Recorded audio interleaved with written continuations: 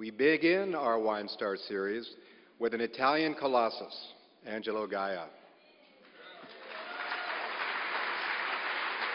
This year, Angelo is celebrating 50 years in the wine industry. And given his youthful energy, we expect him to be making wines for a half-century to come. Please welcome Angelo Gaja. Thank you, please. So, ladies and gentlemen, good morning. Once again, I have been invited to be here on the stage.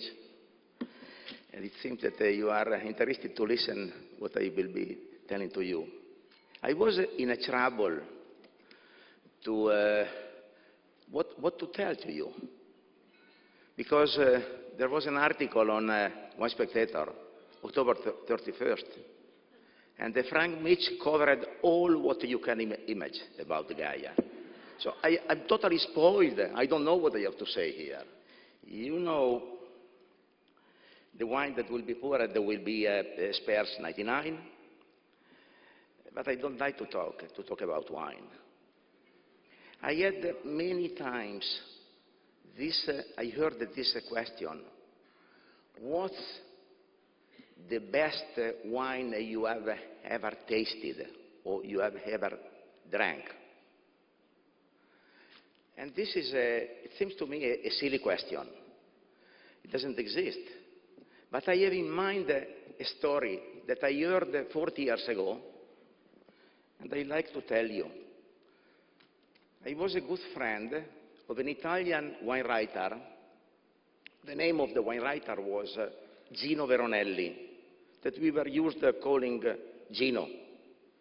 He was not more than putting the nose in the glass. He was able to tell a story about wine. Once I was with him, and we were a group of wine producers, and again one of my friends asked to him the same question: what's the best wine you ever had?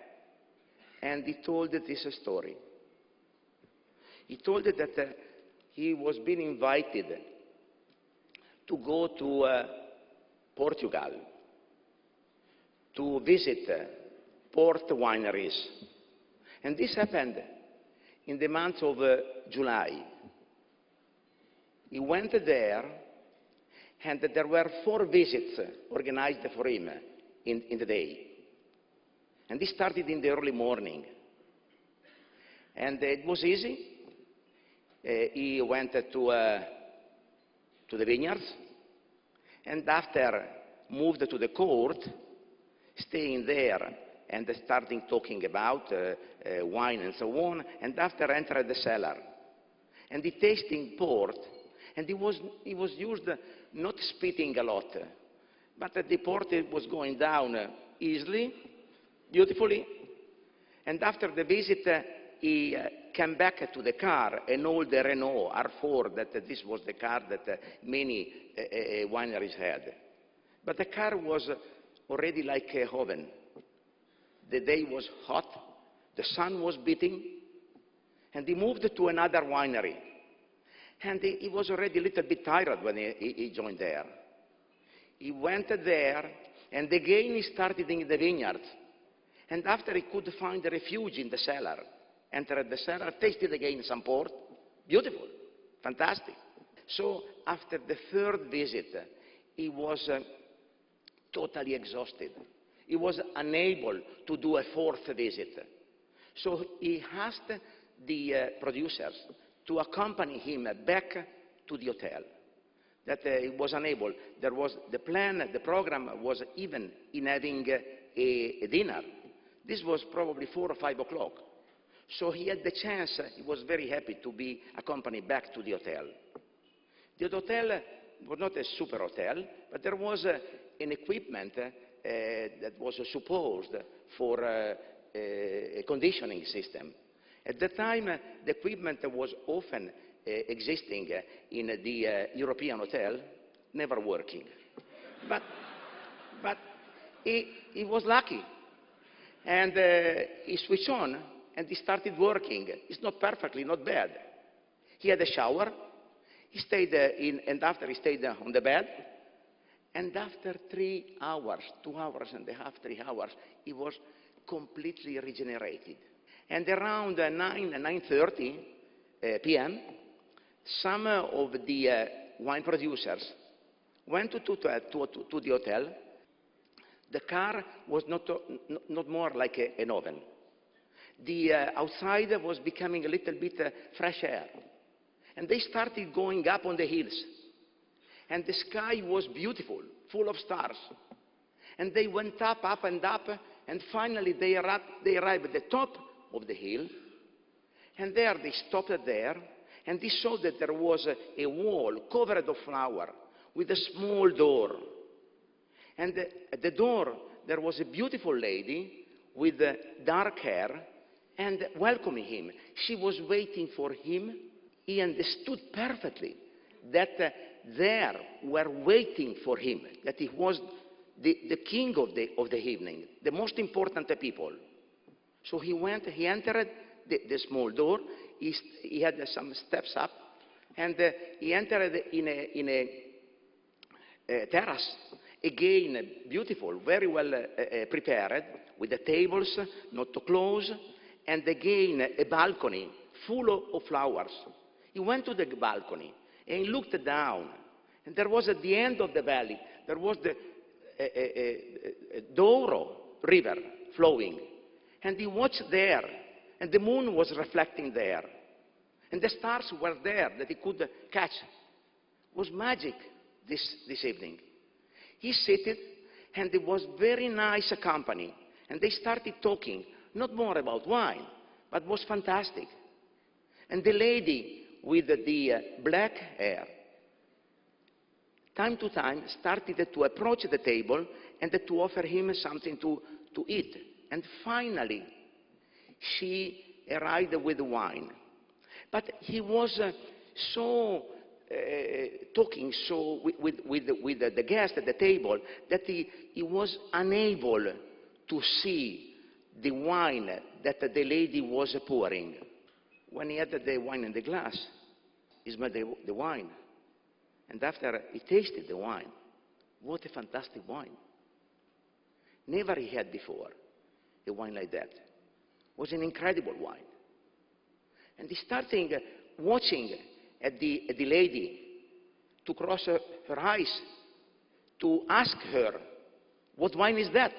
The lady replied to him, yes, this is the wine for you, for tonight. I chose for you. And he, at the time, he was unable to ask. And he didn't ask the wine that he was drinking, because the wine was one of the elements of the day. The greatest wine ever he had was in the contest of the day that started very difficult and after became a beautiful day in this beautiful restaurant with a company that was very, very nice company. And he preferred not asking what wine was that, not offending the lady, not offending the other people that were there, was one of the ingredients of the day. So the guy that asked the question asked again, but sorry, you don't know the wine. No, I never asked the wine. I don't know the wine. So you had the greatest wine that you had. You don't know the wine, the name. No. Do you know the name of the restaurant? Even no. So this is to explain what's for you the greatest wine you have read. Don't say Gaja. I am vain enough that if it's the second choice, I will be very happy. Well, Angelo. So, okay. Would you like to spend your last minute talking about your wine? What? No, I don't like to put that. Now, let me say, I am 71. I believe I am molded by the land of Lange when I am born, and made of values, of ideals, of sceneries.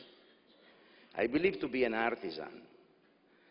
And because of my age, but it's not that I am available to retire. I don't like to retire.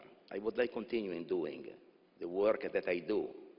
But in the same time, I believe it's important for me to, like all the artisans, to be able to train up my children that now represent the fifth generation and are in the winery, to educate them, giving examples, not forcing them to follow the example I give to them. Maybe it will arrive a time that they will take inspiration from. And even the other quite important aspect, I believe that is to cultivate, to help them, the children, to cultivate passion. Passion is not something in a way to make money. Passion for what the project, what they have in mind, to be able to grow up a passion and continuing doing what the generation did. If they like staying in the winery, continuing doing that. So on the wine, look, Spurs 99 is even a wine that is better to have with food. But if you like it, you can taste, and you know all about. I have nothing to say about wine. Thank you very much.